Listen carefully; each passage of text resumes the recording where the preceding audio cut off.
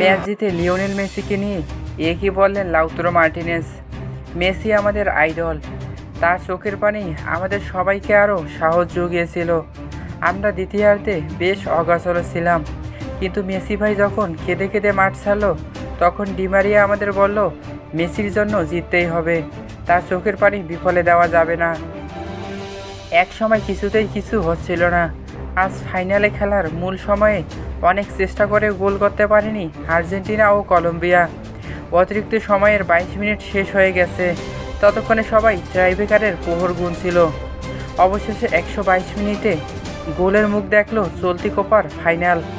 আর্জেন্টিনাকে গোল উপহার দিলেন লাউতারো মার্টিনেজ। এতে 1-0 ব্যবধানে জয় নিশ্চিত হয়ে গেছে আর্জেন্টিনার।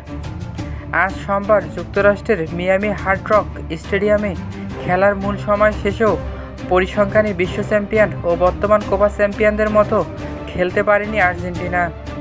ম্যাচে বল দখল থেকে শুরু করে আক্রমণ ও লক্ষ্য শট সব কিছুতেই এগিয়ে ছিল কলম্বিয়া। ম্যাচ শেষে লাউতারো মার্টিনেজ আরও বলেন, আমার আজকের গোলটা মেসি ভাইকে উৎসর্গ করে দিলাম। তিনি যে পরিমাণ ব্যথা নিয়ে খেলেছে, আমি হলে তা কখনোই পারতাম না। আমাদের সাহস জুগিয়েছেন তিনি। ইতিহাসের পাতায় তার নাম অক্ষরে অক্ষরে লেখা থাকবে। এর আগে শেষ কবে দেখেছেন এমন মেসিকে?